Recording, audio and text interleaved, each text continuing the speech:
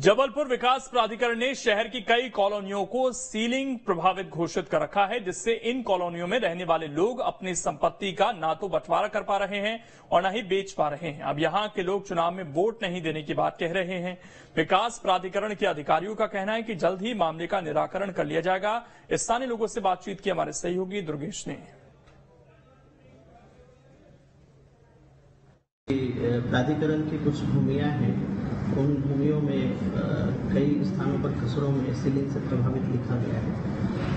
ये इसका प्रस्ताव ऑलरेडी हमने बनाकर राजस्व विभाग को भेजा हुआ है। ये हमारा थोड़ा सा रिकॉर्ड करेक्शन का मसला है और इसको हम राजस्व विभाग के साथ समन्वय करके जल्दी से जल्दी इसका निराकरण कर लेंगे।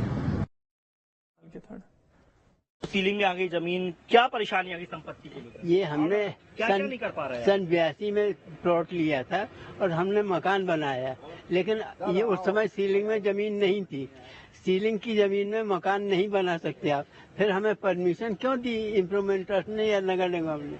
और अभी यदि हम मकान को बेचना चाहते हैं तो हम बेच नहीं सकते हैं।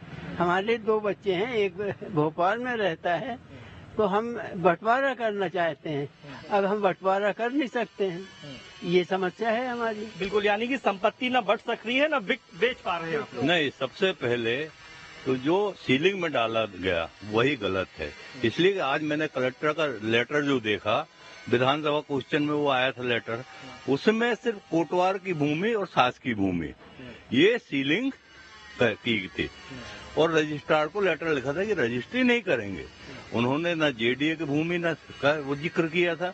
जब जेडीए ने एक्वायर किया है, जिसमें सारे नोटिफिकेशन होते हैं, धारा 4, 6, 9, है ना, और अगर उसके बीच में जो नक्शा बनता है, अगर शासकीय भूमि है तो उससे भी राजस्व विभाग से परमिशन लेके वो भाई ऐसा के बीच में प्लाट छोड़ देगा जेडीए, तो यही गलत है। दूसरा है ना, दूसरा ये है कि ये चीज एक्ट में भी दिया गया है कि जो आपकी नगर निगम है या उसकी जेडीए की भूमि है, वो सब है, उसमें जो है उसको आप सीलिंग में नहीं डाल सकते। यही है बड़ा सवाल, यही है कि जबलपुर डेवलपमेंट अथॉरिटी के द्वारा ये संपत्ति खरीदी गई थी, लेकिन अचानक 2019 में इन सभी जमीनों को सीलिंग घोषित कर दिया गया। अब समस्या वही है कि न ये अपनी संपत्ति बेच पा रहे हैं, न बांट पा रहे हैं और न ही किसी तरह की खरीदी बिक्री कर पा रहे हैं। कुल मिलाकर कहा जाए, संपत्ति से जुड़ा हुआ ये मसला अगर जल्द ही हल नहीं हो पाया तो फिर लाखों लोग 2023 विधानसभा चुनाव का बहिष्कार करेंगे।